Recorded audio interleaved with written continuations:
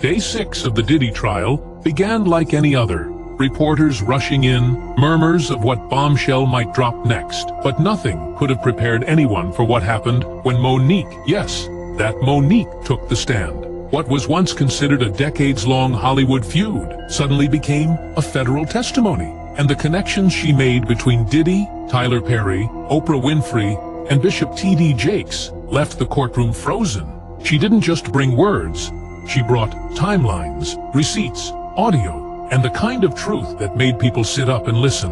For the first time ever, Monique was allowed to say under oath what she's been warning us about for years. And what she said, it changes everything we thought we knew about this trial. The gallery was already packed before the doors even opened on day 6. Journalists lined the hallway, eager for a glimpse of whatever headline might emerge.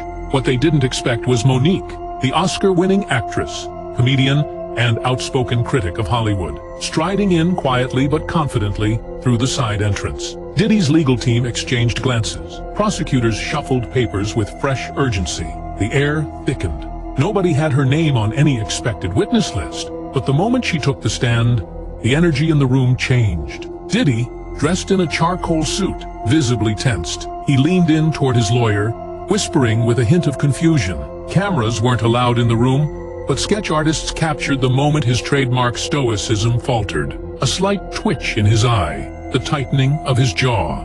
Monique sat upright, her voice firm from the first word. I was asked here to speak the truth, and that's what I intend to do.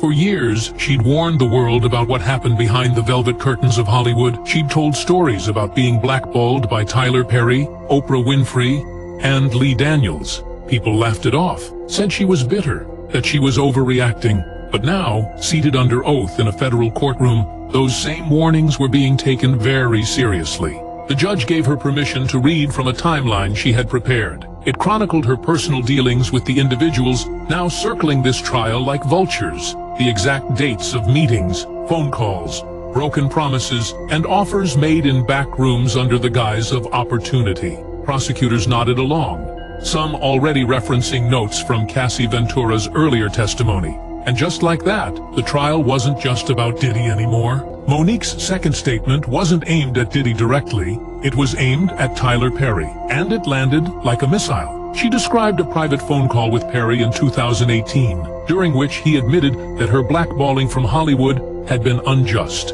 He told me he was wrong, Monique testified. He said he would apologize publicly. He never did. Instead, she says, Perry told her that if he publicly apologized, it would blow back on people who weren't ready to be exposed.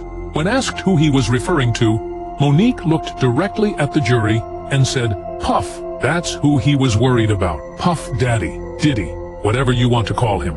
Courtroom observers gasped. Even the prosecution team exchanged looks. This wasn't just drama, it was potential evidence of industry-wide collusion. Monique went further, stating that Perry told her he couldn't risk it because there were too many people tied to too many NDAs. She then presented a written transcript of a recording, a call where Perry told her, there are things going on that I can't be connected to publicly. We've all seen things at Puff's parties that we're not supposed to talk about. The judge allowed the transcript to be entered into evidence, but barred the audio for now, pending authentication. What made this moment so powerful wasn't just the allegation, it was the chilling realization that multiple Hollywood elites may have known what was happening at Diddy's events and remained silent to protect their own brands. Diddy's defense team immediately objected, claiming Monique's testimony was speculative, but the prosecution argued successfully that it provided necessary context about how silence and reputation management protected Diddy for years and possibly facilitated abuse. Then came the moment that truly turned heads. Monique took a breath, adjusted her microphone, and said the words that would headline news stories by the hour's end. I've been to one of Diddy's parties, and I left because I saw something I wasn't supposed to. She testified that in 2006, she was invited to a private gathering in Los Angeles. The invitation came via a friend, a fellow actor who told her it was exclusive and networking gold. Monique arrived at a massive estate in the Hollywood Hills. Valets took her phone. She was escorted inside. There were candles, R&B music playing softly, and a rotation of male and female guests ushered into back rooms. I remember a woman in heels and a man in nothing but a bathrobe. I remember one of Diddy's assistants saying, "It's all about experience here. You're safe if you sign the NDA. That's when I walked out. She didn't sign. She never went back." What followed were whispers. Monique said her phone stopped ringing for major roles. Invitations to film festivals dried up. She heard from a producer that she was being difficult, but she never forgot that night, and she always suspected her exit had made her a liability. The prosecution asked her if she believed this experience was standard practice at Diddy's events. She nodded. "I think it was orchestrated, like a system, and when I refused to play along, I got cut out." Her testimony mirrored what Cassie Ventura and others had described: candlelit rooms, camera setups, experiences involving hired escorts, and luxury hotels disguised as networking havens. But what made Monique's account stand out was her vantage point as a respected actress, not a subordinate. She walked in on her own terms and walked out with her career slowly collapsing behind her. When the prosecution asked Monique whether she believed Tyler Perry had actively protected Diddy's image, she didn't hesitate. "Yes," she said, "and I believe it was strategic, coordinated, and part of a larger effort to keep things quiet." She brought up a now-famous moment that many saw on social media: Tyler Perry walking into Bishop T.D. Jakes' megachurch and writing $1 million check right there in front of the entire congregation. "People saw it as a blessing," Monique said. "But I saw a transaction," she continued. "That donation wasn't just charity, it was damage control. That church is a shield, and people like Diddy use it to create alliances that make them look untouchable." Courtroom murmured. If you're enjoying this story, kindly do us a favor and subscribe to our channel. It is free and won't cost anything, but it means the world to us. We're just a small channel trying to grow. Thank you, and back to the video. Started. Even the judge glanced up, watching the jury scribble furiously.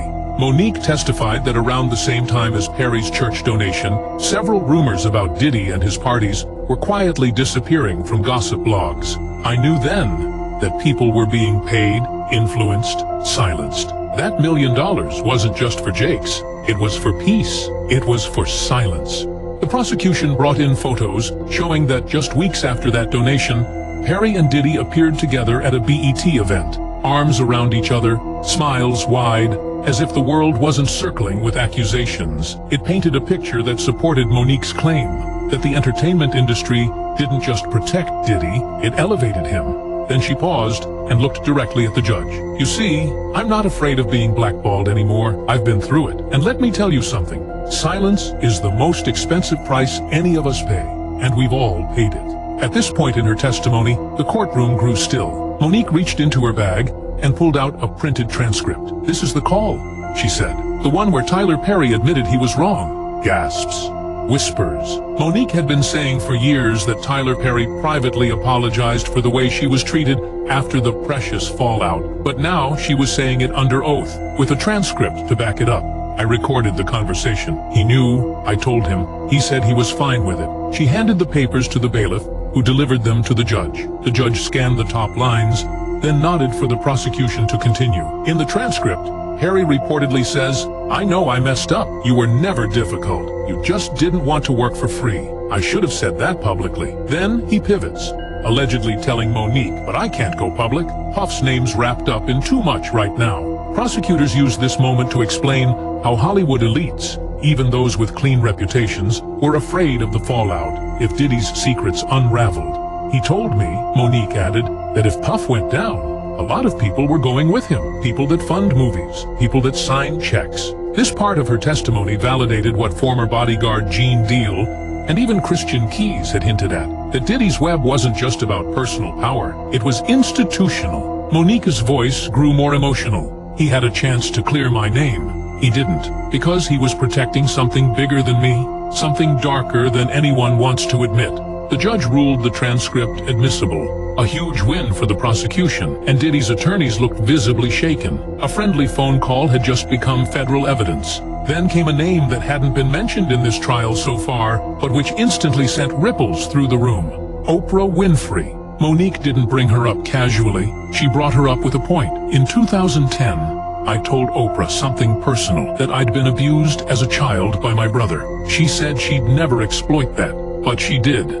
She put my brother on her show, and she did it right after I turned down the Precious press tour. The courtroom didn't know what to do with that. It was emotional, heavy, but Monique wasn't done. She betrayed me, and when I asked why, she said it was business. But I knew the truth. They were trying to shut me up. She then pivoted, connecting Oprah, Perry, and Diddy through their shared use of NDAs, PR crisis teams, and mutual handlers. They all have the same people cleaning up messes, she testified. And I know this because one of those PR reps accidentally forwarded me an email chain, one where my name, Puff's name, and Tyler's name were all in the subject line. It was about how to manage optics. She handed over a redacted version of that email, which the judge took under review. But the message was clear. The power structure wasn't just protecting Diddy, it was coordinated. People signed NDAs. People were paid off. Careers were built or buried, depending on who played along. And Monique, sitting under oath, called it out for exactly what it was. A silence machine, built to crush anyone who asked questions. The jury watched as she closed her binder. Her voice never cracked. She wasn't rattled. She didn't need to be. Because for the first time, she wasn't just telling her story, she was testifying. As the court reconvened from a short recess, Monique did something nobody expected. She took a breath and calmly said, "Now, let's talk about the list." The room went silent again. The prosecution leaned in, eager to let her speak. There is a list in Hollywood. It's not written down, but everybody knows it exists. It's the list of people you don't speak against, the untouchables. Puff was on that list. Tyler was on that list. And Oprah, she practically created it. She explained that this list wasn't an actual document, but an invisible boundary. The moment you criticized one of these figures, even if you had proof, you were immediately labeled difficult, crazy, or worse, dangerous to the industry. Monique said she found herself on the other side of that boundary in 2010, and she's been fighting her way back ever since. She mentioned names, not with accusation, but with context. "Don't you think it's strange?" she said. "How many people worked with Diddy, Tyler, and Oprah, and then suddenly disappeared?" She cited actors who had one hit show, one award season buzz, and then were gone. Some of them didn't play the game. Some of them said no. And then she lowered her voice and said, "And some of them saw things they were never supposed to see." The court permitted her to read a brief statement from a former actor, redacted for protection, who described a retreat hosted by a powerful male filmmaker, where phones were taken, contracts signed, and strange rituals observed. Monique didn't claim it was Tyler Perry, but she didn't deny the implications either. She let the jury sit with the unease. The judge reminded everyone that these were allegations, but Monique's message was unmistakable. The industry wasn't protecting art, it was protecting secrets. And the cost of telling the truth? They'll take your career, your reputation, your peace, and leave you to explain to the world why your phone never rings again. When asked directly if she believed Diddy played a role in her career being sabotaged, Monique nodded. "Yes. Not at first, but eventually, yes. And I didn't realize how deep it went until years later." She explained that after the Precious campaign fallout, when the blackballing began, she received a call from a junior executive who had worked at Revolt TV, Diddy's media company. He told me, and I quote, "You rubbed the wrong people. It's not just about Tyler and Oprah. Puff don't like noise either." The court leaned in. Monique testified that the executive hinted Diddy had been approached by Perry's team for future project partnerships. "The deal was simple," she said. "They wanted access to Puff's platforms, and I was the obstacle." She said that multiple meetings between Perry and Diddy happened behind closed doors, ones she later found out about through mutual contacts. They discussed my name, not as talent, as a problem. Then, the prosecution presented emails between a PR firm hired by both Revolt and Tyler Perry Studios discussing managing narratives around Monique and Cassie Ventura. The first time the court saw a direct digital link between both women's reputations being carefully manipulated in tandem. That moment hit hard. Monique continued, saying she believed her difficult label was passed around intentionally. They used that word like a virus. Infect one casting director with it, it spreads to everyone. Soon, your name comes up in a room, and they already have a reason to say no. It was then that she said something few ever say under oath in Hollywood. "I wasn't blackballed. I was whiteballed by black people." People who looked like me, and people who feared losing their own spot more than they cared about doing right. I didn't want to be here, Monique began, her voice steady but tired. But I needed to be, because what they did to me, what they did to Cassie, what they're doing to young women and men right now, it won't stop, unless someone says it with a mic louder than theirs. She explained how she was contacted by the prosecution 2 months prior, and initially said no. I wasn't going to relive it, she said. Wasn't going to expose my family, my trauma, my pain again. But then, I saw the Prince recording. I saw Diddy shouting in court. I saw Cassie break down on the stand. That's when she said she broke. Monique described her final decision to testify as a moment of spiritual clarity. I heard my grandmother's voice saying, "Baby, don't let them write your story without you in the room." And I knew I had to come.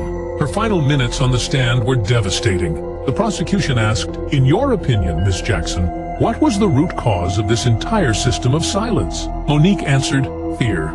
Everybody in this industry is scared. Scared to lose a job, scared to lose a deal, scared to lose relevance, and scared to tell the truth because people like Puff, like Tyler, and yes, like Oprah, have made it very expensive to do so."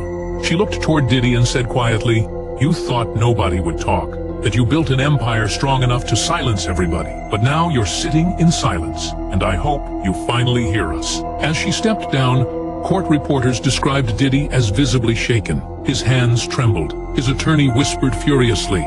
The gallery erupted, not in noise, but in energy. It was the moment the courtroom felt the tide shift. Monique, blackballed for over a decade, had just become the most powerful voice in the trial.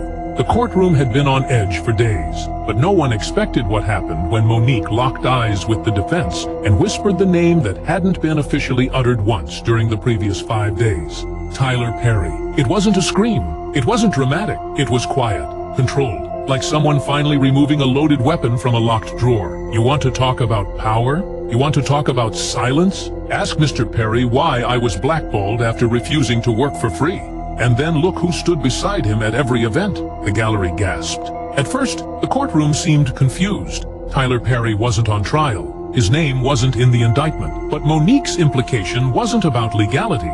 It was about culture, about the system, about who protected who. He never lifted a finger to help me, but he made calls to make sure no one else would either. Ask the producers, ask the agents, ask Lee Daniels. I've got the call logs, she continued, holding up a folder that hadn't even been introduced into evidence. The defense immediately objected, but it was too late. The jury had heard it. A major Hollywood name. A man many believed was untouchable. Monique went further. I know who was at the parties. I know which NDAS were enforced. I've seen people sign them in front of me. I was told not to speak. And when I did, my work dried up. I was told, be grateful, you're lucky to be here. Then she said something that silenced even the prosecution. I have audio of a phone call. Tyler apologizing for everything. He admitted he was wrong, but he refused to go public. He said it would ruin everything. She stared straight ahead. I'm done protecting men who never protected me. That single statement hit harder than any exhibit the courtroom had seen that week. Suddenly, this wasn't just about Diddy. It was about the entire infrastructure of power that allowed him to exist unchecked. Monique didn't just point a finger at Diddy. She pointed it at Hollywood itself. And for the first time in the trial, jurors were looking beyond the man sitting at the defense table. They were looking at everyone who helped him stay there.